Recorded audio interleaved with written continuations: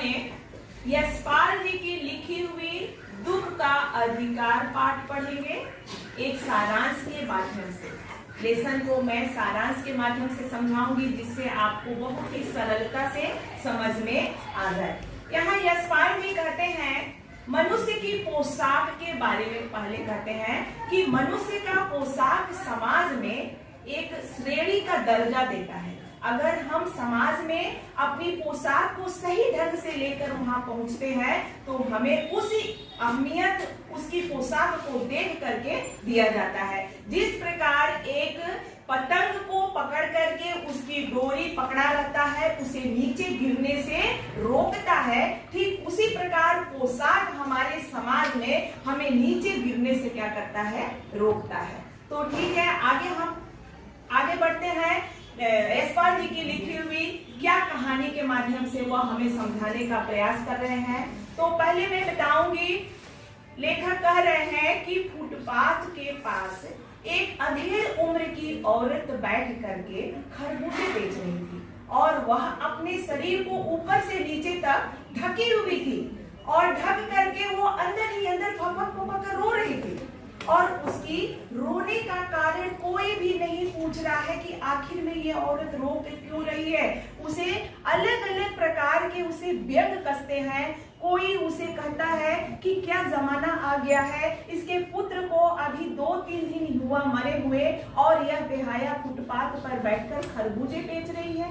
कोई कहता है कि अरे आजकल के जमाना तो है सिर्फ पेट की पड़ी होती है, किसकी दूसरों की पड़ी है। अलग अलग प्रकार के उसे व्यंग कसते हैं और वह उसके दुख को कोई भी जानने की प्रयास नहीं करता है। लेखक उसके पास जाने की साहस भी नहीं कर सकता क्योंकि यहाँ पे पोशाक बीच में अड़चन बन जाती है।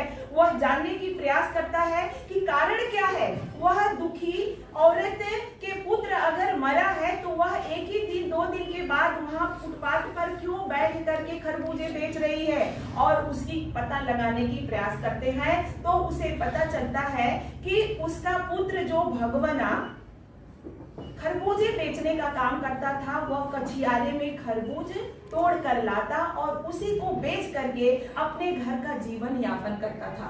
उसके परिवार में उसके 2 पोता पोती और उसकी बहू और बेटा यही लोग थे और उसको कमाने के लिए सिर्फ भगवाना ही था।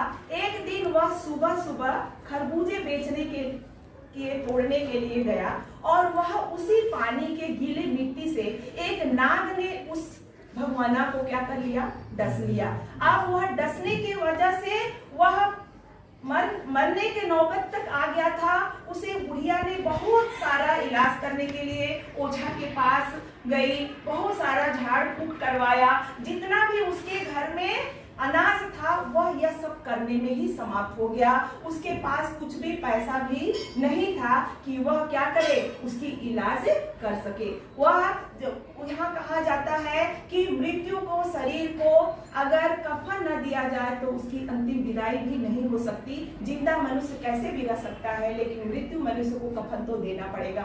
उसके लिए भले ही उसके हाथ का कंगना ही बिक क्यों न जाए। इस तरह लेखक बता रहे हैं कि जब उसकी मृत्यु हो गई तो वह आस पड़ोस में गई उधार मांगने के लिए, पर उसे कोई भी उधार देने के लिए भी मना करता था क्योंकि वापिस उसे कौन लौटाएगा, इसीलिए उसे कोई भी उधार नहीं दिया। इस तरह लेखक जो जान जाते हैं तो उनको एक अमीर घर की औरत की याद आती है कि उसके भी पुत्र का भी हाल ही में देहांत हुआ है, लेकिन उसकी जो पुत्र के जो देहांत होने के बाद वह इतना रो रही है, 6 महीने से वह बिस्तर पर पड़ी हुई है और उसे देखने के लिए लोग कतार लगाए हुए हैं। बार बार डॉक्टर आ रहा है, बेहोश हो रहा है। लेखक कह रहा है कि क्या दुख मनाने का अधिकार सिर्फ अमीरों को होता है, क्या गरीबों को दुख का अधिकार नहीं है दुख मनाने का। इस तरह लेखक वह समझ नहीं पाता है और वह सोचते सोचते समाज के विषय में सोचते हुए आगे बढ़ता चला जाता है। तो ये था हमारा स्पर्श पुस्तक की पार्ट 1 दुख का अधिकार। आप सभी को अगर समझ में आया होगा तो कमेंट के द्वारा जरूर बताइएगा कि ये पाठ आपको कैसा लगा। धन्यवाद।